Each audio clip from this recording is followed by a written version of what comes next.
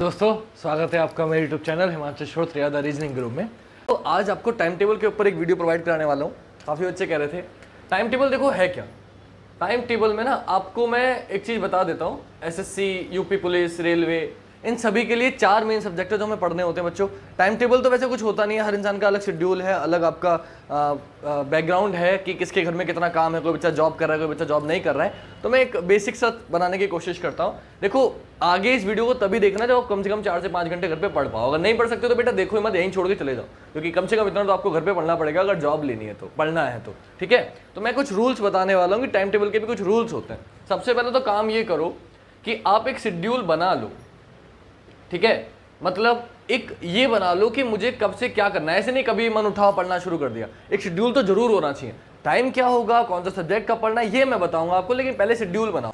अब बेटा शेड्यूल बनाने के बाद आपको क्या करना है, शेड्यूल जब बन जाएगा कि मुझे सुबह उठना है, कितने बजे उठता हूँ, क्या करता हूँ, क्या नहीं करता हूँ, तो देखो हमारे पास जो पढ़ने वाले सब्जेक्ट हैं वो 4 हैं बेटा। सबसे पहले मैथ, सबसे हार्ड जो आपको लगता है, जिसकी आपको प्रैक्टिस करनी चाहिए। उसके बाद जीएस, ठीक। उसके बाद आपकी लैंग्वेज आती है, लैंग्वेज में आ गया इंग्लिश और आपकी आ गई हिंदी, ठीक। और उसके बाद आपका आ गई रीजनिंग। ये टोटल आपके सब्जेक्ट हैं जो आपको पढ़ने हैं, ठीक।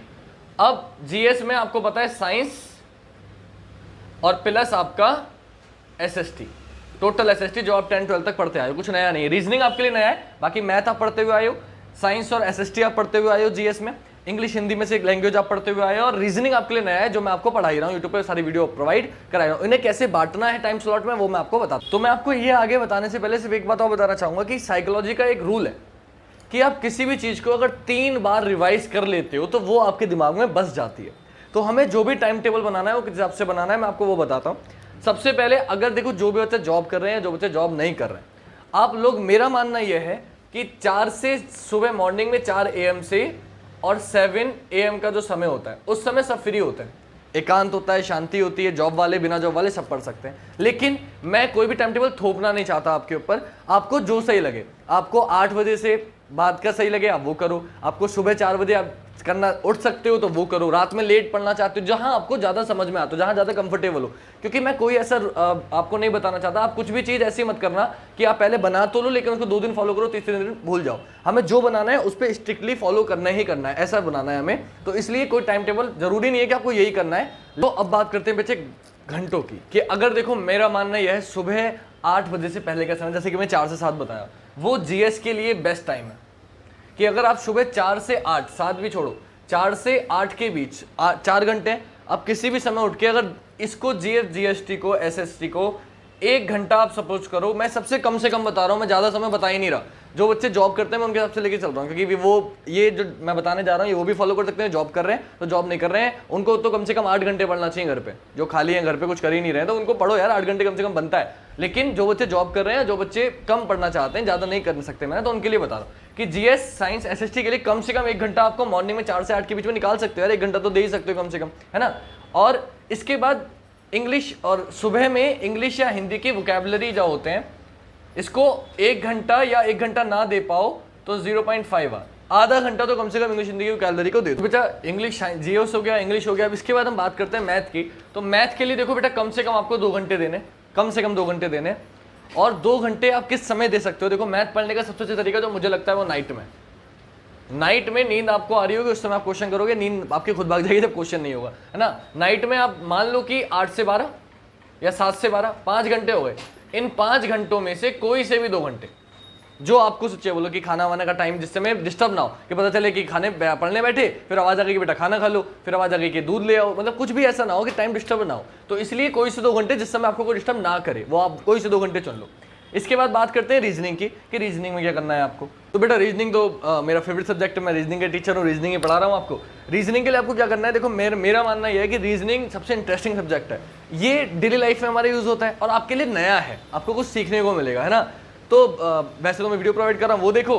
बाकी रीजनिंग के लिए आपको समय जो मैं बताता हूँ वो है बेस्ट, आप मान लो कि 4 बजे से और 7 बजे का समय, ये 3 घंटे हैं। इन 3 घंटों में से कोई 1 घंटा, डेली का 1 घंटा इनफ है बच्चों, इनफ। 1 घंटा डेली का अगर आप घर पे पढ़ रहे हो कोचिंग के अलावा, या कोचिंग जो बच्चे नहीं जा रहे हैं वो यूट्यूब पे क्लास लेने के अलावा बता रहा हूँ ये बेटा, ये मत सोचना कि 1 घंटा बस, या तो कोचिंग में पढ़ रहे हो तो कोचिंग के घर पे आके कोचिंग का रिवीजन करना है वो 1 घंटा, या फिर यूट्यूब से पढ़ रहे हो आप वीडियोस देख रहे हो मेरी, तो घर पे वीडियो के अलावा 1 घंटा आपको रीजनिंग के लिए चाहिए। तो बेटा टोटल जो मैंने आपको समय बताया, अब आपको मैं एक चीज समझा देता हूँ शॉर्ट में कि आपको करना क्या है, कि पहले जल्दी से घंटे बता देता हूँ कितना, कि रीजनिंग को आपको 1 घंटा देना है, हिंदी को टोटल आपको 1.5 घंटा देना है, हिंदी इंग्लिश दोनों लैंग्वेज को, मतलब दोनों में से आप यूपी पुलिस की तैयारी कर रहे हो तो हिंदी पढ़ोगे और एसएससी की कर रहे हो तो इंग्लिश पढ़ोगे। तो मैं हिंदी वालों के लिए 1.5 घंटा, इंग्लिश वालों को भी 1.5 घंटा, आप कोई सब जो भी सब्जेक्ट आप पढ़ रहे हो मुझे नहीं पता, मैं दोनों लेके चल रहा हूँ। क्यों?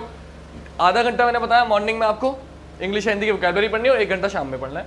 मैथ के लिए आपको 2 घंटे देने हैं हर हालत में, और जीएस के लिए आपको 2 घंटे देने हैं हर हालत में। ठीक, जीएस के लिए आपको 2 घंटे देने। तो आपने देखा 2 2 4 और 1 5 और 1.5 5.5 घंटे बैठ रहे हैं बस। मैंने कोई ऐसे 12 घंटे का 8 घंटे का मैं नहीं बोल रहा कि आप 8 घंटे पढ़ो 12 घंटे पढ़ो, नहीं, लेकिन बेटा इतना तो कम से कम पढ़ो। अगर आपको जॉब लेनी है थोड़ी तो मेहनत आपको करनी पड़ेगी। ठीक है, अब इसको कैसे लागू करना है मैं आपको वो समझाता हूँ। तो बेटा आपको क्या करना है, आपको एक पेपर पे ऐसे करके 4, जैसे मैंने ये बनाया ऐसे 4 चार्ट बनाने। 4 क्यों? 1 महीने में आपको पता है 4 सप्ताह होते हैं, हमें पहले ना एक शेड्यूल बनाना पड़ेगा, एक अपने पूरे सिलेबस को बांटना पड़ेगा कि 6 महीने में, जैसे सपोज करो आपका कोर्स पूरा हो रहा है तो आपको देखना है कि 6 महीने के हिसाब से 1 महीने में कितना बैठेगा, और फिर 1 महीने को 4 भागों में बांट के 1 हफ्ते में कितना मुझे पढ़ना है। एक टारगेट बनाना पड़ेगा, तभी आप उसको टारगेट को अचीव करना है कि मुझे तभी उठना है, कभी ज्यादा पढ़ना पड़ सकता है, कभी कम में काम चल जाएगा। तो हमें एक टाइम टेबल जरूर बनाना पड़ेगा। 4 चार्ट बनाए, सपोज करो कि मंडे का दिन है, आपने पढ़ना स्टार्ट किया, मैथ के 2 घंटे पढ़े, कितने चैप्टर निपटा दिए, जो टारगेट था वो 2 घंटे निपटाया, नहीं निपटा। रीजनिंग का, जीएस का, इंग्लिश का, जो आप पढ़ते जाओ उस पर टिक लगाते जाओ, लिखते चले जाओ कि मैंने ये पढ़ लिया, मैंने ये पढ़ लिया, मैंने ये पढ़ लिया। Same Tuesday, Wednesday, Thursday, Friday, Saturday, जब आपने कर लिया, अब बेटा मंडे से ट्यूसडे तक पहुंच गए, अब आया संडे। अब संडे में क्या करें, संडे में क्या करें ये मैं आपको बताता हूं। तो संडे में आपको कुछ नहीं पढ़ना, ब्लैंक।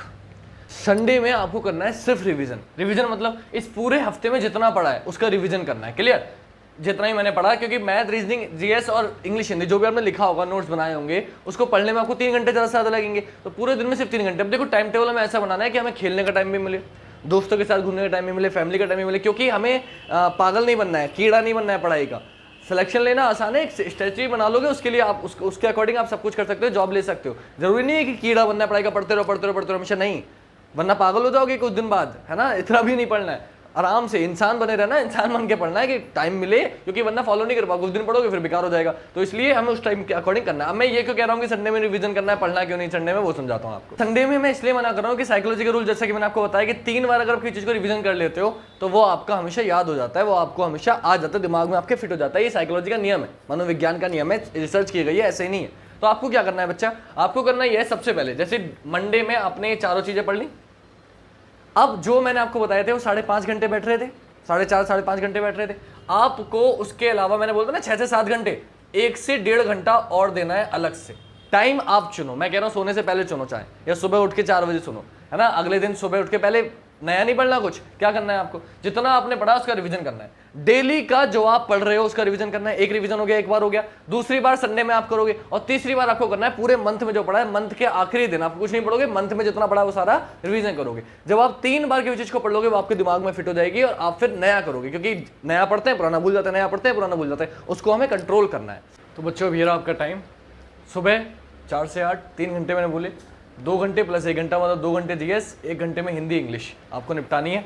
7 से 11 शाम को मैंने समय ले लिया। मैं वो समय ले रहा हूँ जिसमें बच्चे बेटा नॉर्मल, मैं मान के चल रहा हूँ 10 बजे से आप जॉब पे जाते हो, अगर जॉब से जॉब करते हो 5 6 7 या 8 बजे आते हो तो 8 से 12 कर लेना, है ना। वैसे थोड़ा आराम भी चाहिए आप लोगों को, लेकिन बच्चा थोड़ी सी मेहनत तो करनी पड़ेगी, थोड़ा कम कर लेना, 3 की जगह 2 घंटे कर लेना, इसे 1.5 घंटा पढ़ लेना, से आधा घंटा पढ़ लेना, आपका काम चल जाएगा। कि आपका अगर जॉब और पढ़ाई दोनों एक साथ कर रहे हो तो यानी कि आपका माइंड शार्प है, आप कर सकते हो, है ना। बाकी बच्चों के लिए नॉर्मल मैंने बता दिया, 3 घंटे 7 से 11, 2 घंटे मैथ, 1 घंटे रीजनिंग।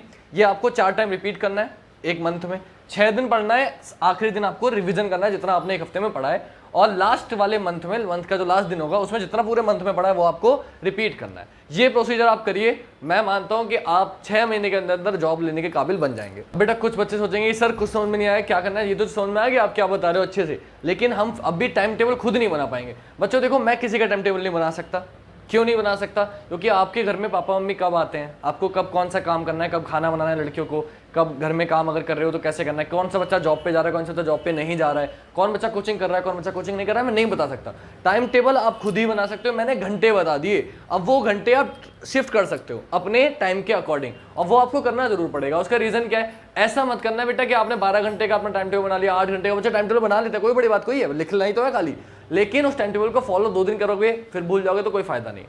टाइम टेबल वो बनाना, चाहे दिन में मैंने 6 बताए, 6 की जगह 3 घंटे पढ़ो, आधा आधा कर दो मेरे समय को, लेकिन 3 घंटे डेली पढ़ना है, फिर वो टूटना नहीं चाहिए। चाहे कोई दोस्त आ जाए, चाहे मम्मी किसी काम को बुला रही हो, चाहे आपके घर से कोई कॉल आ जाए, ठीक है, इमरजेंसी हो तो बात अलग है, वरना वो कभी भी टूटना नहीं चाहिए। क्लियर हो गई बात? अब एक लास्ट बात, एक चीज और बता देता हूँ फिर खत्म करते हैं। तो एट द एंड बच्चों, जिन बच्चों ने मुझसे कहा था टाइम टेबल बनाओ सर, तो मैं आपके लिए कोई स्पेशल टाइम टेबल तो नहीं बना पाया, लेकिन हाँ मैंने एक जेन्युइन टाइम टेबल आपको बताया कि अगर आप इसको फॉलो करते हो डेफिनेटली आप सभी की हेल्प होगी। इस वीडियो को अगर ध्यान से देखते हो और जो मैं समझाना चाहूँ उसको कोशिश करते हो। मेन मुद्दे वही हैं कि जो भी आप 6 दिन में पढ़ रहे हो, पहले 7वें दिन रिपीट करो, फिर पहले उसी दिन रिपीट करो, फिर 7वें दिन रिपीट करो, फिर मंथ के लास्ट में 3 बार उसे रिपीट कर लोगे, दिमाग में बच जाएगा, ताकि ऐसा ना हो कि टाइम नया पढ़ते जा रहे हो पुराना भूलते जा रहे हो, ये नहीं होना चाहिए।